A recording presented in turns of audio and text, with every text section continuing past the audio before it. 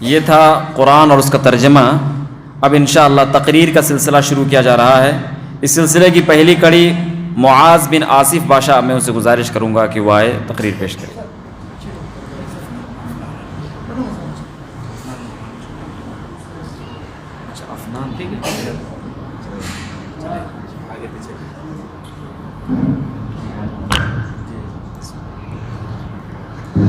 السلام علیکم ورحمۃ اللہ وبرکاتہ. الحمد للہ رب العالمین والصلاة والسلام علی رسول الکریم، اما بعد. سامعین اکرام، میرا عنوان ہے ابراہیم علیہ السلام. پیدائش: ابراہیم علیہ السلام نوح علیہ السلام کے نو نسل میں طہرا بن ناہور کے ہیں. شام کے مشہور شہر بابل میں پیدا ہوئے. آپ کے والد کا نام اظہر تھا. آپ کے باپ بابل سے نکال کر مکہ کر حرام نامی بستی میں رہے. پارز ہو گیا تھا، اگرچہ کہ آپ کی زندگی کا ایک آدھا حصہ بابل ہی میں گزارا گیا تھا. آپ کی شادی یہی سارہ علیہ السلام سے ہوئی تھی. ابتدائی زندگی: قرآن میں ابراہیم علیہ السلام کا تذکرہ 25 سورتوں میں 63 مرتبہ ہوا ہے. آپ جس ماحول میں آنکھ کھولے اور پرورش پائی وہاں بت پرستانہ ماحول تھا. آپ کے باپ بت بنا کر فرد کرتے تھے. اس وقت ظالم و جابر بادشاہ نمرود کی حکومت تھی، جو لوگوں کو اس بات پر اکسایا کرتا تھا کہ اسے اپنا رب مانے. ابراہیم علیہ السلام کی فضیلت: پہلا، ابراہیم علیہ السلام کو ابو الانبیاء کا لقب دیا گیا. دوسرا، ابراہیم علیہ السلام 5 اول العزم یعنی اعلی درجہ کے انبیاء میں سے ایک ہیں. تیسرا، ابراہیم علیہ السلام کعبۃ اللہ کے بانی ہیں. چوتھا، ابراہیم علیہ السلام ہی فارض حج کی بنیاد ڈالی. پانچواں، ابراہیم علیہ السلام کی طرف عید الاضحیٰ کی قربانی منسوب کی جاتی ہے. چھٹواں، ابراہیم علیہ السلام کو یہودی عیسائی تمام اپنا پیشوا مانتے ہیں. ابراہیم علیہ السلام توحید کے خاطر ایسے قربانیاں دیے جس کی مثال نہیں. آٹھواں، انبیاء اکرام سے پہلے ہجرت کرنے والے ابراہیم علیہ السلام تھے. آخر میں اللہ سے دعا ہے کہ وہ مجھے اور آپ سب کو اس بات پر عمل کرنے کی توفیق عطا فرمائے. آمین یا رب العالمین. السلام علیکم ورحمۃ اللہ وبرکاتہ. جزاکم اللہ خیر، احسن الجزا. ایک بھائی ان سے خوش ہو کر کے انہوں انعام دیا گیا ہے. معاذ بن آصف باشا سے میں گزارش کروں گا کہ وہ اپنا انعام لے کر جائیں. اس کے بعد میں عفنان کو مدعو کرتا ہوں کہ عفنان آئے اور اپنی تقریر پیش کرے.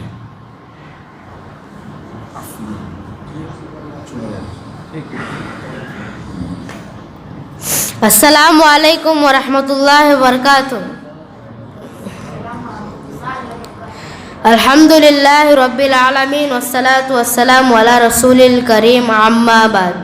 معزز ناظرین، آج میری تقریر کا عنوان ہے پاکی صفائی کی اہمیت. مذہب اسلام نے پاکی صفائی کو بہت زیادہ اہمیت دی گئی ہے، بلکہ یہاں تک کہا گیا ہے کہ الطہور شطر الایمان، پاکی صفائی آدھا ایمان ہے. اور اللہ تعالیٰ نے فرمایا بے شک اللہ تعالیٰ بہت زیادہ توبہ کرنے والوں کو پسند کرتا ہے اور پاکی صفائی کا خیال رکھنے والوں کو پسند کرتا ہے. اور تمام عبادتیں بھی پاکی صفائی سے جڑی ہوئی ہے. نماز پڑھنے کے لیے جگہ، بدن، کپڑوں کا پاک ہونا ضروری ہے. پاکی صفائی شریف انسان کی نشانی ہوتی ہے. لہذا ہمیں اپنے لباس، بدن، اٹھنے بیٹھنے کی جگہ، کھانے پینے کی جگہ پاک صاف رکھنا چاہیے اور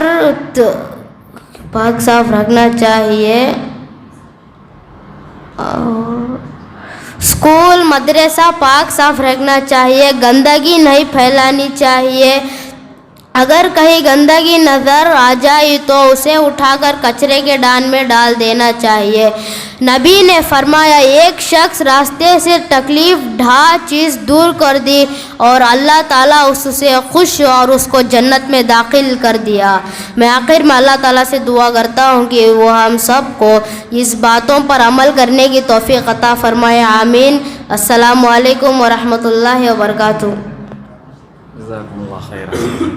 اس کے بعد میں حارث بن آصف بادشاہ سے گزارش کروں گا کہ وہ آئے تقریر پیش کرے۔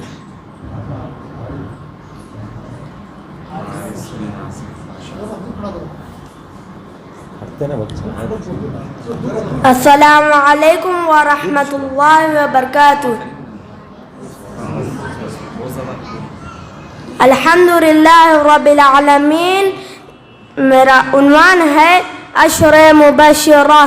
پہلے ابو بکر صدیق رضی اللہ عنہ، دوسرے عمر بن خطاب رضی اللہ عنہ، تیسرے عثمان بن عفان رضی اللہ عنہ، چوتھے علی بن ابی طالب رضی اللہ عنہ، پانچویں زبیر بن عوام رضی اللہ عنہ، چھٹویں سعید بن ابی وقاص رضی اللہ عنہ، ساتویں عبد الرحمن بن عوف رضی اللہ عنہ، آٹھویں طلحہ بن عبید اللہ رضی اللہ عنہ، نویں ابو عبیدہ بن جراح رضی اللہ عنہ، دسویں سعید بن زید رضی اللہ عنہ۔ السلام علیکم ورحمۃ اللہ وبرکاتہ۔ ان 10 صحابوں کے نام کو اور مجھے اور سب کو ان 10 سامان اکرام میں صحابوں کے عنوان السلام علیکم ورحمۃ اللہ وبرکاتہ۔ جزاکم اللہ خیر، احسن جزا۔ اس کے بعد میں مدعو کرتا ہوں زیان خان ظہیر خان کو کہ وہ آئے اپنی تقریر پیش کرے۔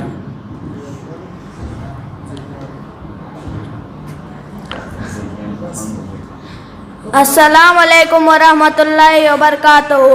الحمدللہ رب العالمین والصلاة والسلام علی رسول الکریم، اما بعد۔ میری تقریر کا عنوان ہے پڑوسیوں کے حقوق۔ مذہب اسلام نے ہمیں یہ تعلیم دی ہے کہ پڑوسیوں کے ساتھ اچھا سلوک کرے، اپنے کسی بھی اعمال اور حرکت سے پڑوسیوں کو تکلیف نہ دیں۔ اسی طرح گھر کو منتقل کرنے سے پہلے اچھی طرح وہاں کے پڑوسیوں سے معلومات کرے، کیونکہ اگر پڑوسی اچھے ہوتے ہیں تو زندگی سکون سے گزرتی ہے، اور اگر پڑوسی شریف نہ ہو تو زندگی میں سکون نہیں رہتا۔ مذہب اسلام نے ہمیں پڑوسیوں کے کچھ حقوق بتائے گئے ہیں جن پر عمل کرنا ایک اچھا مسلمان کی علامت ہے۔ نمبر 1، پڑوسیوں کے ساتھ اچھا سلوک کرے۔ سب سے بہترین مسلمان وہ ہے جو اپنے پڑوسیوں کے ساتھ اچھے طریقے سے پیش آئے۔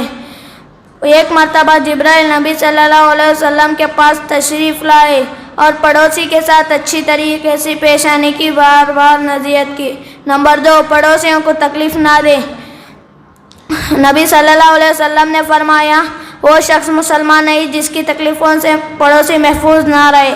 عام طور پر کھیل کود میں پڑوسیوں کا خیال نہیں رکھا جاتا ہو، وقت بے وقت کھیلنے کی وجہ سے پڑوسیوں کا آرام اور مصروفیت میں خلل ہوتا ہے۔ بچوں کی اس حرکت سے بسا اوقات بڑوں کے تعلقات بگڑ جاتے ہیں، اس لیے ایسے موقع پر صبر سے کام لینا چاہیے۔ نمبر 3، اگر کسی پڑوسی کی طرف سے تکلیف پہنچے تو اسے صبر کرنا چاہیے۔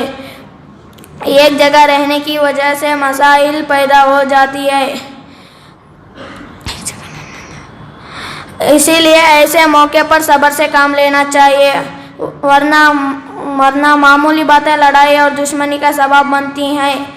ایسے موقع پر صبر سے کام لے تو مسئلہ خود بخود ختم ہوتا ہے۔ نمبر 4، پڑوسیوں کی خدمت کرے، ان کے کام آئے، انہیں اپنے خوشیوں میں شریک کرے۔ گھر میں کوئی اچھی چیز بنائے تو اس میں انہیں بھی ضرور بھیجے۔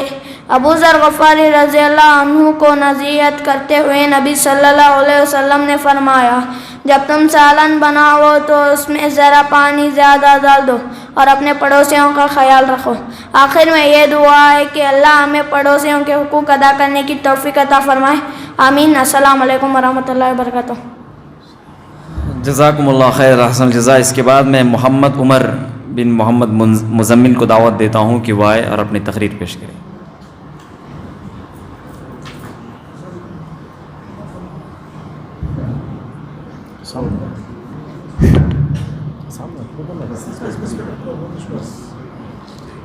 السلام علیکم ورحمۃ اللہ وبرکاتہ۔ الحمد للہ رب العالمین والصلاة والسلام علی رسول اللہ الکریم، اما بعد۔ میری ٹاپک ہے رشتہ داروں کے حقوق۔ رشتہ دار کسے کہتے ہیں؟ ماں باپ کے علاوہ ہمارے بہت سے رشتہ دار ہیں، مثلاً بھائی بہن، دادا دادی، نانا نانی، پھوپھی، خالہ، چاچا اور ماموں وغیرہ۔ رشتہ داروں کے حقوق کیا ہیں؟ ان سے تعلق رکھا جائے، ان سے تعلق نہ توڑا جائے، ان میں بڑوں کا ادب اور احترام کیا جائے، بے ادبی اور بدتمیزی نہ کیا جائے، چھوٹوں سے پیار اور محبت کا برتاؤ کیا جائے، ان سے تعلقات بڑھائیں۔ جو شخص رشتہ داری توڑتا ہے اللہ اس کا نیک عمل قبول نہیں کرتا۔ صحیح مسلم کی روایت ہے کہ آپ نبی صلی اللہ علیہ وسلم فرمایا، ہر پیر جمعرات سارے انسانوں کے نیک اعمال اللہ کے دربار میں پیش کیے جاتے ہیں سوائے اس شخص کے جو رشتہ داری توڑتا ہے، اللہ اس کا نیک عمل قبول نہیں کرتا۔ رشتہ دار سے کوئی تکلیف پہنچی تو صبر کریں، رشتہ دار سے کوئی تکلیف پہنچی تو برداشت کریں، کیونکہ یہ بڑا اجر اور ثواب کا کام ہے۔ ایک شخص ہمارے حضور صلی اللہ علیہ وسلم کے پاس آئے اور کہا کہ یہ اللہ کے رسول، میرے کچھ رشتہ دار ہیں، میں ان سے اچھا سلوک کرتا ہوں لیکن وہ مجھ سے برا سلوک کرتے ہیں، بتائیے میں کیا کروں؟ اس لیے ہمارے حضور صلی اللہ علیہ وسلم نے فرمایا، جب تک ان کی تکلیف تم برداشت کرو گے اور ان کے ساتھ اچھا سلوک کرو گے، اس وقت تک اللہ کا ایک فرشتہ تمہاری مدد کرتا رہے گا۔ رشتہ داری مالی مدد کرنی چاہیے۔ جو رشتہ دار غریب یا کمزور ہو اس کی مالی مدد کرنی چاہیے اور ان کا دھیان رکھنا چاہیے اور ان کا خیال رکھنا چاہیے۔ ہماری حیثیت اس کی مالی مدد کرنی چاہیے۔ ہمارے حضور صلی اللہ علیہ وسلم نے فرمایا، جو انسان صدقہ کرتا ہے تو اللہ اسے ایک نیکی دے گا، اگر وہ اپنے غریب رشتہ دار پر مدد کرتا ہے تو اللہ اسے دگنا اجر دے گا۔ پہلا خرچ کرنا، دوسرا رشتہ داری نبھانا۔ میمونہ رضی اللہ تعالیٰ عنہ کے پاس ایک لونڈی تھی، انہوں ثواب کی نیت سے اسے آزاد کر دیا۔ جب ہمارے حضور صلی اللہ علیہ وسلم کو یہ بات پتہ چلی تو انہوں نے آئے اور کہا کہ اگر تم اپنے غریب رشتہ دار پر خرچ کرتے تو تمہارا ثواب دگنا ہو جاتا۔ رشتہ داری نبھانے کا اجر اور ثواب۔ رشتہ داروں کے حقوق ادا کرنے سے اللہ ہمارے رزق میں برکت دے گا اور عمر میں اضافہ کرے گا۔ جو شخص رشتہ داری توڑتا ہے اللہ اس کا نیک عمل قبول نہیں کرتا اور اس کے رزق میں اور عمر میں اضافہ نہیں دے گا۔ اللہ ہم سب کو رشتہ داری نبھانے کی توفیق عطا فرمائے، آمین۔ جزاک اللہ خیر۔ السلام علیکم ورحمۃ اللہ وبرکاتہ۔ ماشاء اللہ، جزاک اللہ خیر احسن الجزا۔ دو بھائیوں نے خوش ہو کر کے انہیں اچھا انعام دیا ہے ماشاء اللہ۔ میں ان سے گزارش کروں گا کہ وہ آئیں اور اپنا انعام لے کر جائیں۔ یہ مسجد کے صدر صاحب سے فقار صاحب، جزاک اللہ خیر۔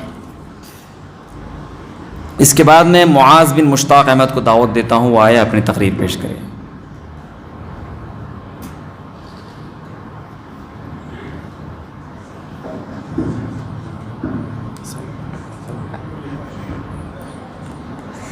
السلام علیکم ورحمۃ اللہ وبرکاتہ۔ الحمد للہ رب العالمین والصلاة والسلام علی رسول الکریم، اما بعد۔ آج میرا عنوان ہے کہ ابو بکر صدیق رضی اللہ تعالیٰ عنہ، ابو بکر صدیق رضی اللہ تعالیٰ عنہ کے فضائل۔ ابو بکر صدیق رضی اللہ تعالیٰ عنہ تمام مسلمانوں میں سے سب سے پہلے مسلمان ہوئے۔ ابو بکر صدیق رضی اللہ تعالیٰ عنہ رسول اللہ صلی اللہ علیہ وسلم کے ساتھ مکہ سے مدینہ ہجرت کیے، اور ابو بکر صدیق رضی اللہ تعالیٰ نے اللہ کی دین کی خاطر اپنا سارا مال اللہ کی راہ میں صدقہ کر دیے اور پورے گھر کو خالی کر دیے۔ ابو بکر صدیق رضی اللہ تعالیٰ عنہ اس امت محمدیہ میں افضل انسان ہے۔ ابو بکر صدیق رضی اللہ تعالیٰ کی بیٹی سے رسول اللہ صلی اللہ علیہ وسلم نے شادی کی۔ ابو بکر صدیق رضی اللہ تعالیٰ کیسے خلیفہ بنے؟ ہمارے پیارے نبی محمد صلی اللہ علیہ وسلم کے انتقال فرمانے کے بعد صحابہ اکرام ثقیفہ بنی سعیدہ نامی جگہ جمع ہوئے۔ رائے مشورے کے بعد ابو بکر صدیق رضی اللہ تعالیٰ کو بااتفاق رہے اور اپنے لیے خلیفہ چن لیے، اور آپ کو خلیفۃ الرسول اللہ صلی اللہ علیہ وسلم کے نام سے پکارا جانے لگا۔ ابو بکر صدیق رضی اللہ تعالیٰ کا پہلا خطبہ۔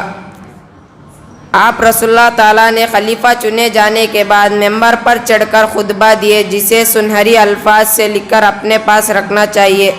آپ نے فرمایا، اے لوگوں، میں تمہارا ذمہ دار بنا دیا گیا ہوں، حالانکہ میں اس قابل نہیں تھا۔ اگر میں اچھے کام کروں تو میرا ساتھ دو، اور اگر برے کام کرنے لگ جاؤں تو میرا اصلاح کرنا۔ سچائی امانت ہے، اسے اختیار کرو، جھوٹ خیانت ہے، اس سے بچو۔ تم میں کا کمزور میرے پاس طاقتور ہے، جب تک کہ اس کا حق دوسروں سے نہ مل جائے، اور تم میں کا کمزور میرے نزدیک طاقتور میرے نزدیک کمزور ہے، جب تک کہ اسے دوسروں سے چھینا ہوا حق واپس نہ لے لوں۔ السلام علیکم ورحمۃ اللہ وبرکاتہ۔ جزاک اللہ خیر۔ اس کے بعد میں دعوت دیتا ہوں حسان بن نذیر احمد کو آئے اور اپنی تقریر پیش کریں۔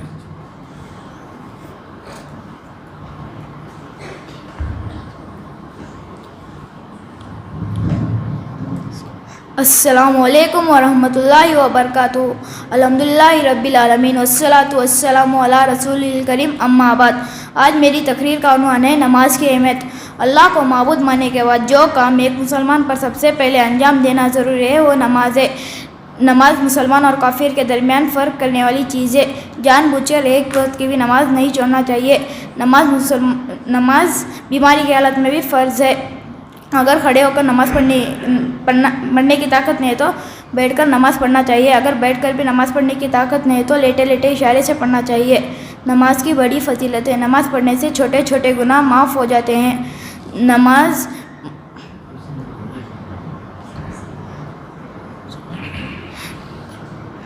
پیارے نبی صلی اللہ علیہ وسلم نے فرمایا، جب ایک شخص اچھی طرح وضو کر کے نماز پڑھتا ہے تو وہ نماز دوسرے نماز تک ہونے والے چھوٹے چھوٹے گناہ کا کفارہ بن جاتا ہے۔ نماز کی بڑی اہمیت ہے۔ قیامت کے دن سب سے پہلے نماز ہی کا حساب ہوگا۔ جو نماز کے معاملات میں کامیاب ہو جائے گا وہ دین کے دوسرے معاملات میں کامیاب ہو جائے گا۔ جو اس میں ناکام ہوگا وہ دین کے دوسرے معاملات میں ناکام ہو جائے گا۔ نماز میں کبھی سستی نہیں کرنا چاہیے۔ پیارے نبی صلی اللہ علیہ وسلم نے فرمایا، جب بچہ 7 سال کا ہو جائے تو اس کے نماز کا حکم دو، جو 10 سال کا ہو جائے تو اسے نماز چھوڑنے پر اس کو مارو۔ پیارے بچوں، نماز کی پابندی کا خیال کرو۔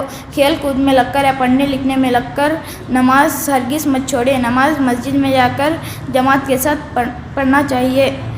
جزاک اللہ۔ السلام علیکم ورحمۃ اللہ وبرکاتہ۔ جزاک اللہ خیر حسن جزا۔ ایک اہم ترین موضوع نماز اسلام کی دوسرا رکن ہے، لہذا اس کا خصوصی اہتمام کرنا چاہیے۔ اس کے بعد میں جنید کو دعوت دیتا ہوں، جنید بن عبد الرحیم وہ آئے اور اپنی تقریر پیش کریں۔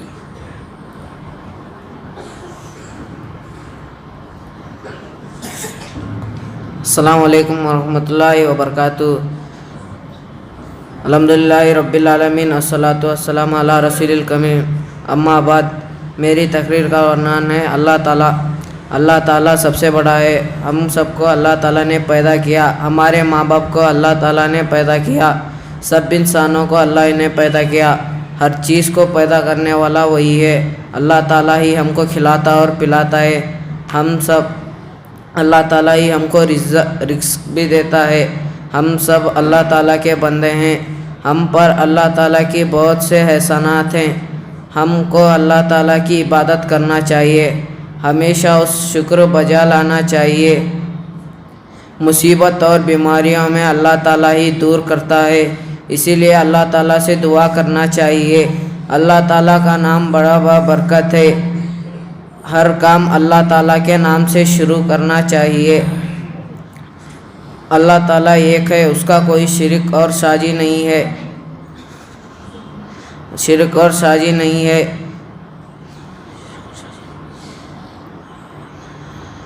اور دنیا کی ہر چیز اللہ تعالیٰ کے قبضے قدرت میں ہے.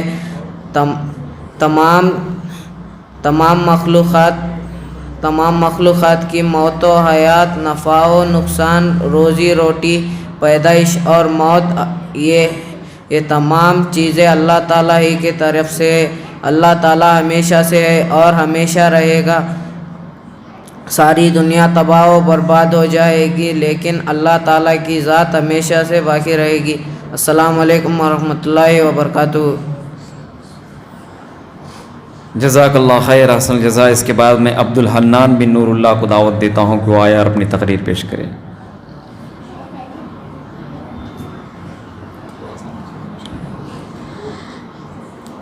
السلام علیکم ورحمۃ اللہ وبرکاتہ.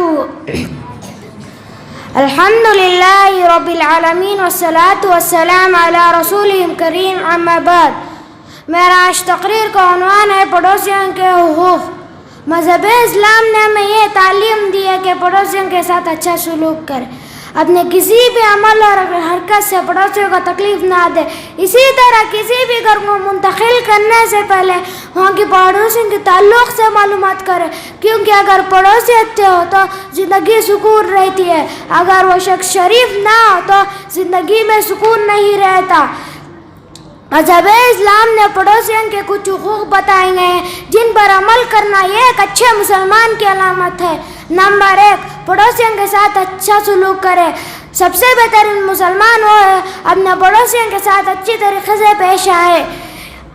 ایک مرتبہ جبرائیل نبی اکرم صلی اللہ علیہ وسلم کے پاس تشریف لائے اور پڑوسیوں کے ساتھ اچھی طریقے سے پیش آئے کی بار بار نصیحت کی.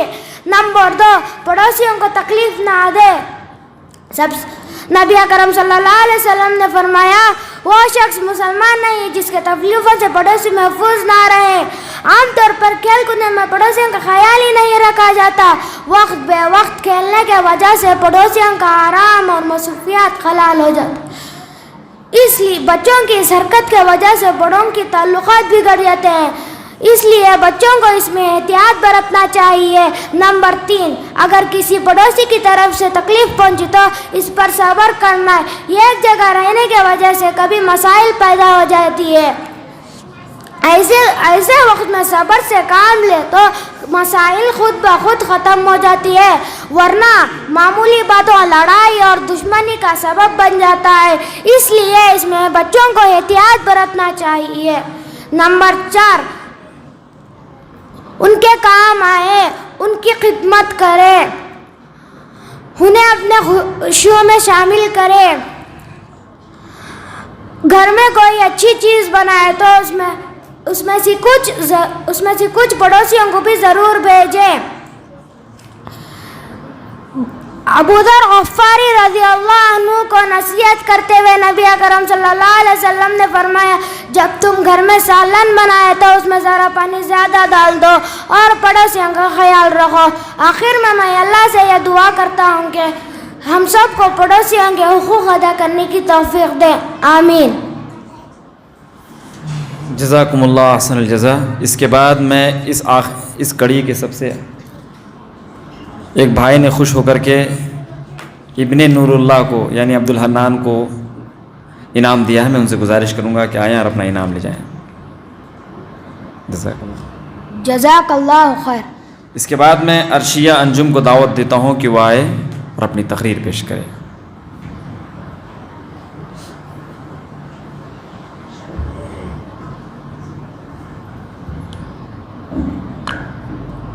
السلام علیکم ورحمۃ اللہ وبرکاتہ. الحمد للہ رب العالمین والصلاة والسلام علی رسول الکریم اما بعد. آج میری تقریر کا عنوان ہے اللہ تعالیٰ.